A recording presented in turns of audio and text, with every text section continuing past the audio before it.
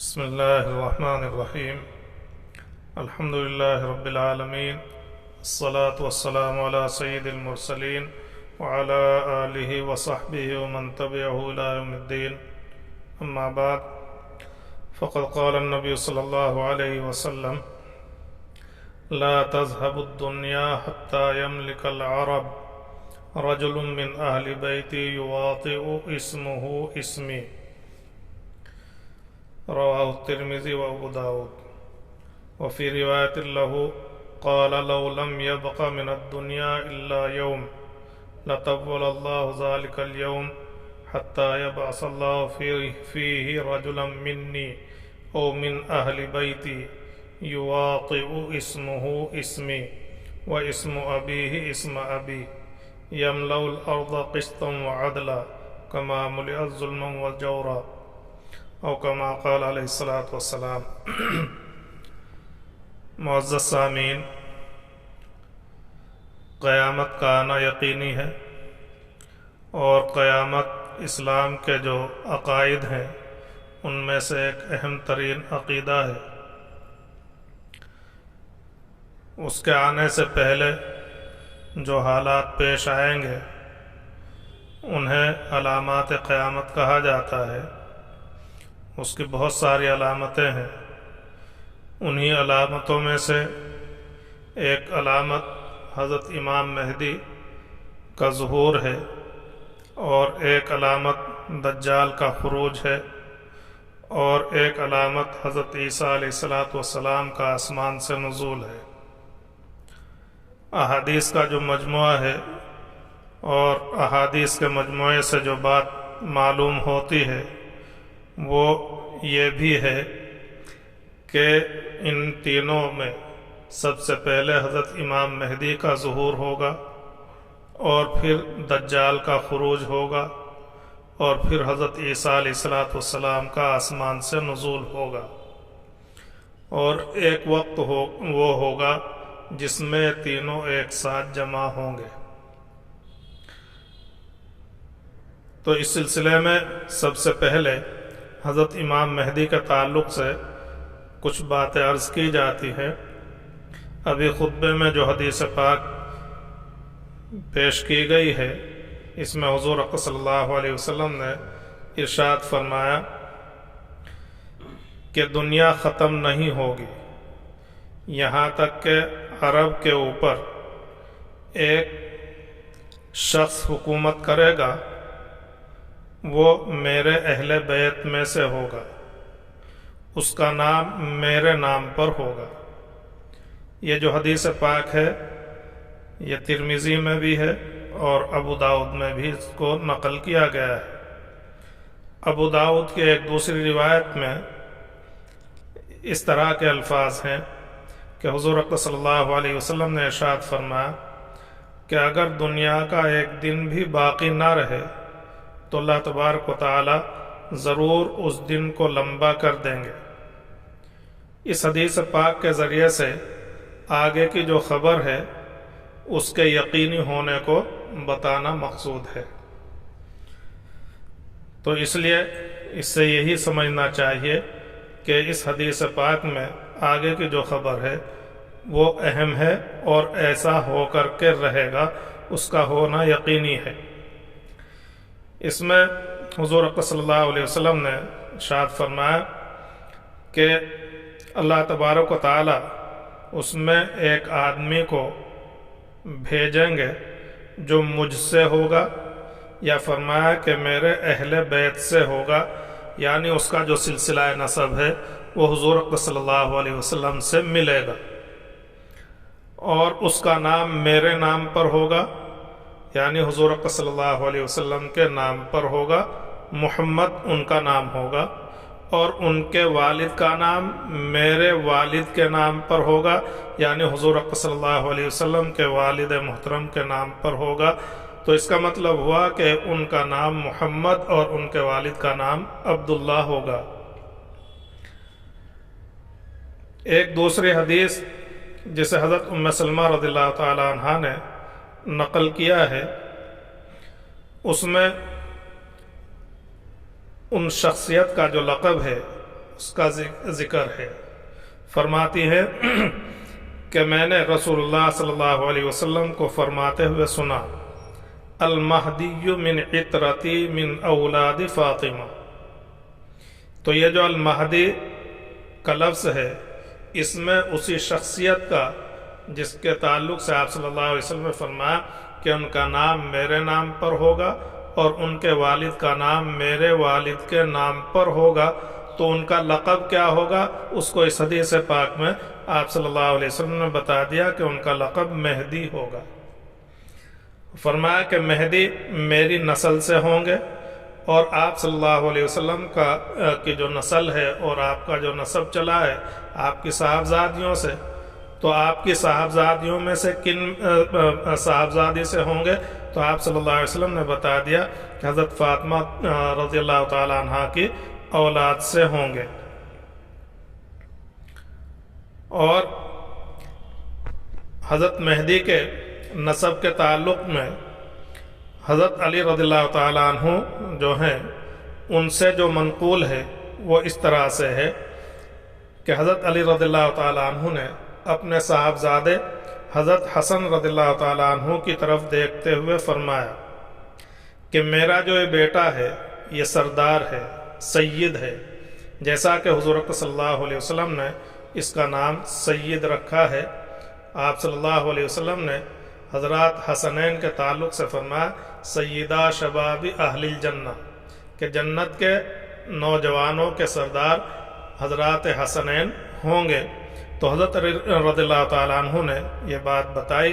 کہ میرا یہ بیٹا یعنی حضرت حسن رضی اللہ تعالیٰ عنہ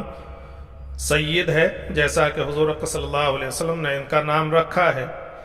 اور ان کی نسل سے ایک آدمی پیدا ہوگا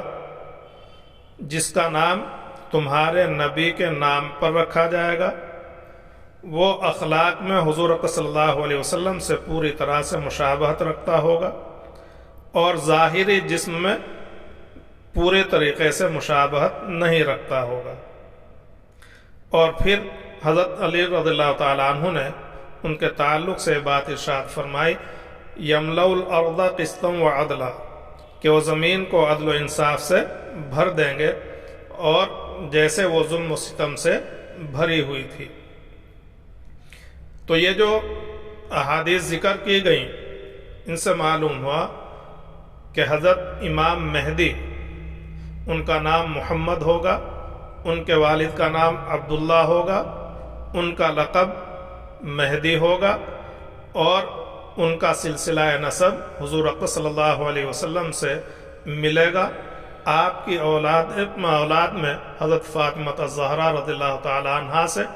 اور حضرت فاطمہ الزہرا رضی اللہ تعالی عنہا کے اولاد میں حضرت حسن رضی اللہ تعالی عنہ سے ان کا سلسلہ نسب ہوگا، یعنی وہ سید ہوں گے۔ یہ جو چیزیں حضور اقدس صلی اللہ علیہ وسلم نے اتنی وضاحت اور تفصیل سے بیان کی، کیوں؟ اس لیے تاکہ جب کوئی آپ کے بعد اس تعلق سے دعویٰ کرے تو اس سلسلے میں جن کے سامنے وہ دعویٰ کیا جائے انہیں سمجھنے میں اور جاننے میں سہولت اور آسانی ہو جائے کہ یہ جو دعویٰ کرنے والا ہے یہ سچا ہے یا جھوٹا ہے۔ تو جو علامات بیان کی گئیں جن کے اندر وہ سب علامات پائی جائیں گی وہ سچے کہلائیں گے، اور جن کے اندر وہ علامات نہیں پائی جائیں گی تو وہ جھوٹے کہلائیں گے۔ حضرت امام مہدی کے تعلق سے ان کے جو اوصاف ہوں گے ان میں سے ایک یہ بھی حضور اکرم صلی اللہ علیہ وسلم نے بیان کیا یملأ الارض قسطا وعدلا کما ملئت ظلما وجورا، کہ وہ زمین کو عدل و انصاف سے اسی طرح سے بھر دیں گے جیسے وہ ظلم و ستم سے بھری ہوئی تھی۔ اور حضور اکرم صلی اللہ علیہ وسلم نے حضرت مہدی کے حلیے کو بیان کرتے ہوئے یہ بات بھی ارشاد فرمائی اجل الجبہ اقن الانف، کہ ان کی جو پیشانی ہوگی وہ کشادہ اور روشن ہوگی، اور ان کی جو ناک ہوگی وہ بلند اور ستواں ہوگی۔ یہ آپ کے حلیے کے تعلق سے حضور صلی اللہ علیہ وسلم نے بات ارشاد فرمائی۔ اور ایک حدیث پاک میں حضرت امام مہدی کے قصے کو بیان کیا گیا، اور یہ حدیث حضرت ام سلمہ رضی اللہ تعالی عنہا سے روایت کی گئی ہے، جس میں حضرت مہدی کا ظہور کہاں ہوگا اس کا تذکرہ ملتا ہے۔ تو اس حدیث سے ہمیں یہ بات معلوم ہوگی کہ حضرت مہدی کا جو ظہور ہے وہ کہاں ہوگا، لہذا جیسے نام وغیرہ کے تعلق سے علامتیں ہیں، اسی طریقے سے ان کے جو ظہور کی جگہ ہے وہ بھی ایک علامت اور نشانی کے طور پر ہے۔ اگر اس کے خلاف کوئی دعویٰ کرتا ہے تو وہ بھی اس کے جھوٹا ہونے کی ایک علامت ہوگی۔ حضرت ام سلمہ رضی اللہ تعالی عنہ فرماتی ہیں کہ حضور اقدس صلی اللہ علیہ وسلم نے یہ بات ارشاد فرمائی کہ ایک بادشاہ کی موت کے وقت میں دوسرا بادشاہ مقرر کرنے کے سلسلے میں اختلاف ہوگا کہ اگلا بادشاہ کن کو مقرر کیا جائے۔ اسی صورتحال میں مدینہ طیبہ سے ایک آدمی نکل کر کے مکہ مکرمہ بھاگ کر کے جائیں گے، اور جب کوئی آدمی آفاق سے حرم پہنچتا ہے تو اس کے لیے ضروری ہے کہ وہ میقات سے احرام کی حالت میں جائے، اور پھر وہ حج یا عمرے کے ذریعے سے احرام کی پابندیوں سے آزاد ہو۔ تو چنانچہ یہ جو شخص ہوں گے یہ بھی احرام کی حالت میں جائیں گے، مکہ مکرمہ میں عمرہ کر کے یا حج سے فارغ ہو کر کے اپنی قیام گاہ اور آرام کی جگہ پر پہنچیں گے۔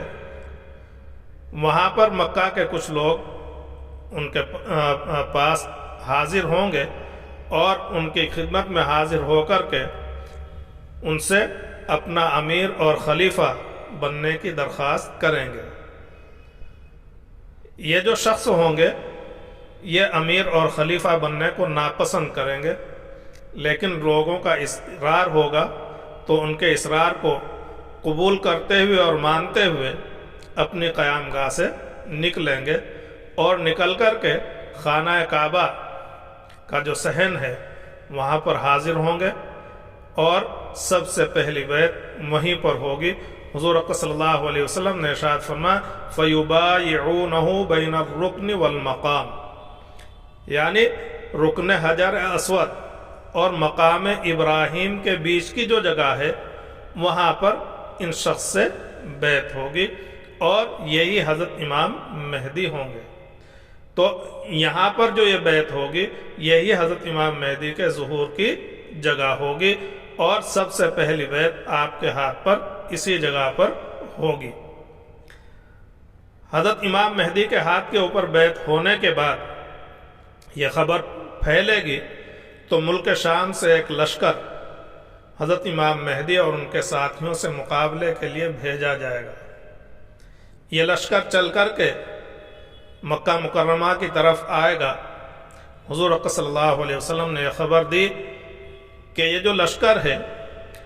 جب مکہ مکرمہ اور مدینہ طیبہ کے بیچ میں ایک مقام ہے بیدہ، جب وہاں پر پہنچے گا تو وہاں پر پہنچنے کے بعد یہ لشکر زمین کے اندر دھنس جائے گا۔ اس طریقے سے اللہ رب العزت اس لشکر کو شکست دیں گے، اور یہ جو خبر ہے پھر پھیل جائے گی، اور اس خبر کے پھیلنے کے بعد حضور اقدس صلی اللہ علیہ وسلم نے بتایا کہ شام کے ابدال اور عراق کے جو اصائب ہیں وہ حضرت مہدی کی خدمت میں حاضر ہوں گے، اور آپ کی خدمت میں حاضر ہو کر کے پھر آپ کے ہاتھ کے اوپر وہ بیعت کریں گے۔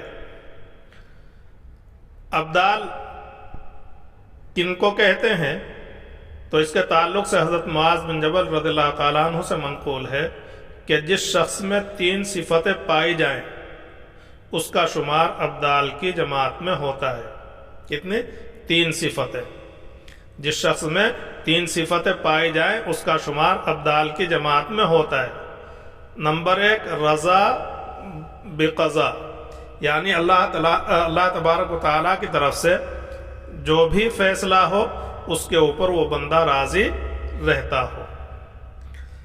نمبر 2، ممنوعات سے کلی احتراز، شریعت نے جن چیزوں کو منع کیا ہے ان سے پورے طریقے سے اپنے آپ کو بچا کر کے رکھنے والا ہو۔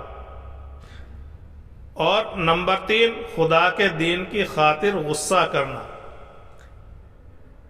تو جس آدمی کے اندر یہ 3 صفتیں ہوں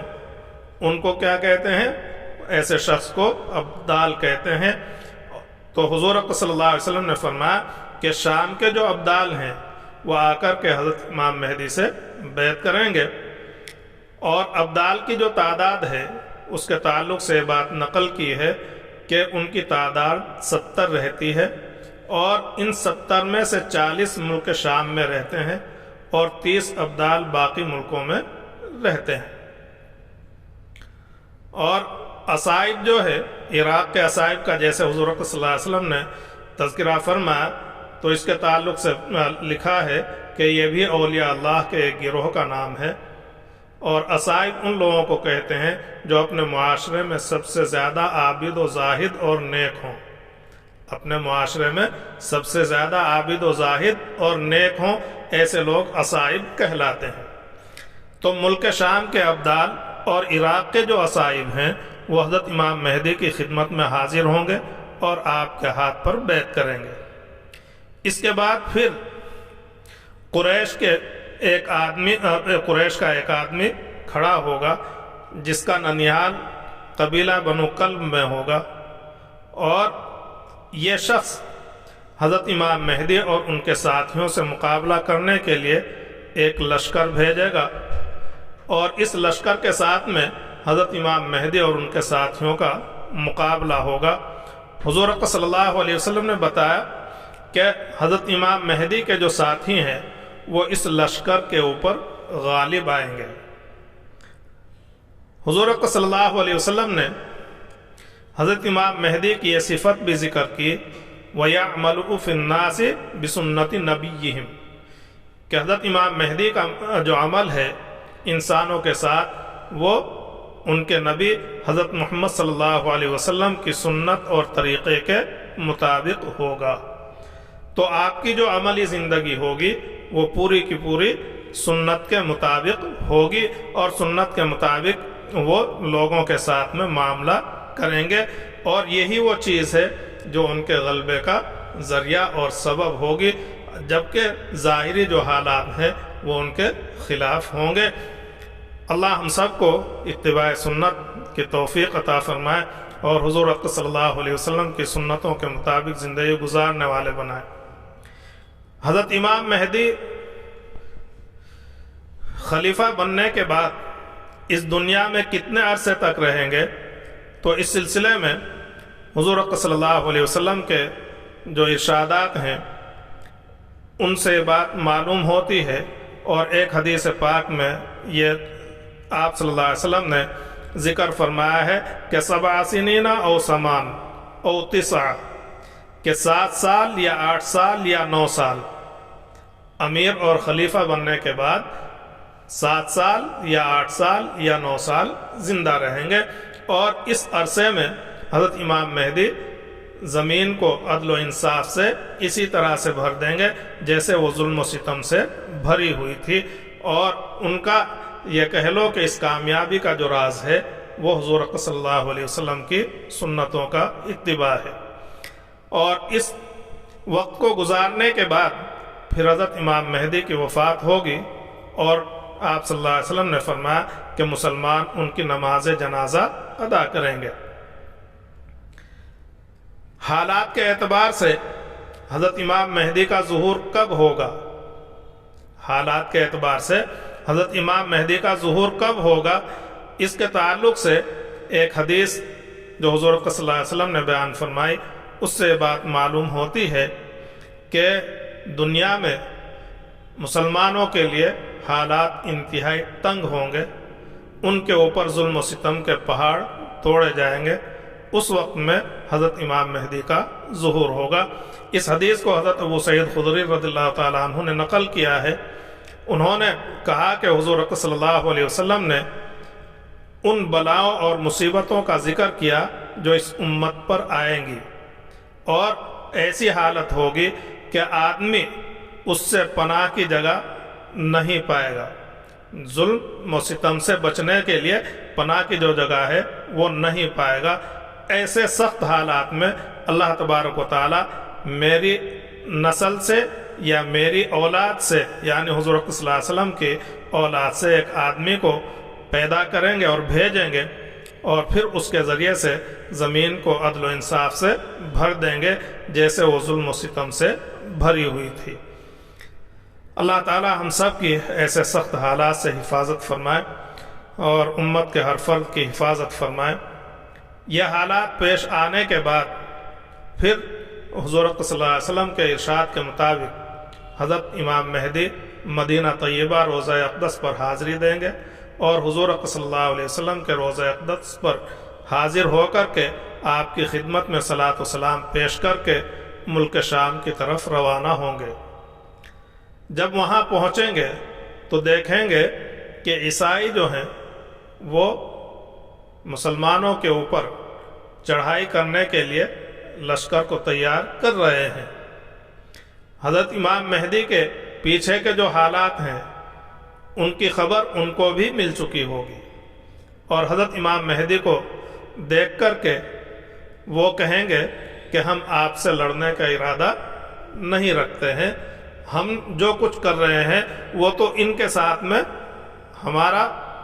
معاملہ ہے، اور وجہ اس کی یہ ہے کہ انہوں نے ہمارے کچھ آدمیوں کو گرفتار کر رکھا ہے، تو انہیں چھڑانے کے لیے ہم ان سے مقابلہ کرنا چاہتے ہیں۔ حضرت امام مہدی سے جب وہ اس طرح کی بات کریں گے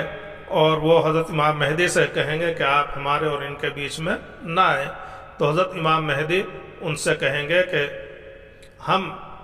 اللہ کی قسم اپنے بھائیوں کے اوپر حملہ کرنے کی تمہیں اجازت نہیں دیں گے۔ تو اس سے وہ خفا اور ناراض ہوں گے، اور پھر حضرت امام مہدی کے ساتھ میں مقابلہ کرنے کا وہ ارادہ کریں گے، اور اس کے بعد جو جنگ ہوگی اس کے تعلق سے حضور صلی اللہ علیہ وسلم نے یہ بات بھی ارشاد فرمائی کہ اس میں جو مال غنیمت حاصل ہوگا اس کے ملنے کے اوپر کوئی خوشی نہیں ہوگی اور میراث تقسیم نہیں ہوگی۔ وجہ حضور صلی اللہ علیہ وسلم نے یہ بیان فرمائی کہ اس جنگ میں اگر کسی خاندان کے 100 آدمی شریک ہوں گے تو ان میں سے 99 شہید ہو جائیں گے، ایک فرد باقی بچے گا۔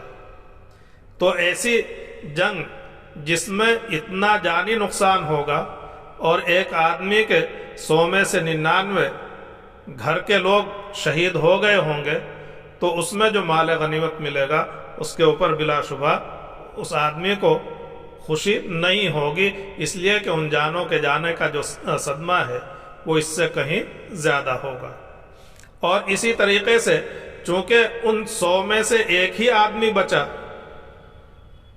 تو ساری کی ساری میراث جو ہے وہ اکیلے اسی کو ملنی ہے، تو اس لیے میراث بھی تقسیم نہیں ہوگی۔ یہ وجہ ہوگی میراث کے تقسیم نہ ہونے کی، اور اسی طریقے سے مال غنیمت کے ملنے کے اوپر خوشی کے نہ ہونے کی۔ اور پھر حضور صلی اللہ علیہ وسلم نے جو اس غزوے کی تفصیل بیان کی ہے اس میں بات بھی آپ نے ارشاد فرمائی کہ مخالفین کی جو تعداد ہوگی اور اس کا جو اسباب اور سامان ہوگا اسے دیکھ کر کے مسلمانوں کا 1/3 حصہ ہمت ہار کر کے میدان چھوڑ کر کے بھاگ جائے گا۔ اور آپ صلی اللہ علیہ وسلم نے یہ بات بھی ارشاد فرمائی کہ اللہ تعالیٰ ان کی توبہ کبھی قبول نہیں کرے گا۔ اللہ تعالیٰ ہماری حفاظت فرمائے، ہماری نسلوں کی بھی حفاظت فرمائے۔ اور حضور صلی اللہ علیہ وسلم نے اس غزوے کی مزید تفصیل کو جو بیان کیا اس میں یہ بات بھی ہے کہ پہلے دن جن حضرات کو مقابلے کے لیے بھیجا جائے گا وہ مقابلے میں آئیں گے، دشمن کی طرف سے بھی مقابلے میں آئیں گے، دن بھر جنگ ہوگی اور شام تک یہ جنگ کسی نتیجے پر نہیں پہنچے گی۔ اور اس دن میں جتنے لوگ جنگ کے لیے نکلے تھے وہ شہید ہو چکے ہوں گے، اور شام ہونے پر دونوں طرف کی جو باقی فوجیں ہیں وہ اپنے خیموں میں آ جائیں گے اور بغیر کسی نتیجے کے یہ جنگ کا سلسلہ رک جائے گا۔ اس سے اگلے دن پھر اسی طریقے سے جنگ اور لڑائی کے لیے جن لوگوں کو تیار کیا جائے گا اور وہ میدان میں نکلیں گے، وہ اور اسی طریقے سے دشمن کی طرف سے جو سامنے آئیں گے ان میں دن بھر لڑائی ہوگی، اور اس دن بھی جو میدان میں آئیں گے وہ سب کے سب شہید ہو جائیں گے، اور شام کو جنگ کا سلسلہ موقوف ہوگا۔ تیسرے دن کی بھی یہی صورتحال ہوگی۔ چوتھے دن میں جب مقابلہ ہوگا تو اس میں اللہ تبارک و تعالی مسلمانوں کو غلبہ عطا فرمائیں گے، مسلمان غالب آئیں گے، اور اس میں خون ریزی کس قدر ہوگی، کس قدر جانے جائیں گی، اس کا اندازہ ایک تو اس حدیث کے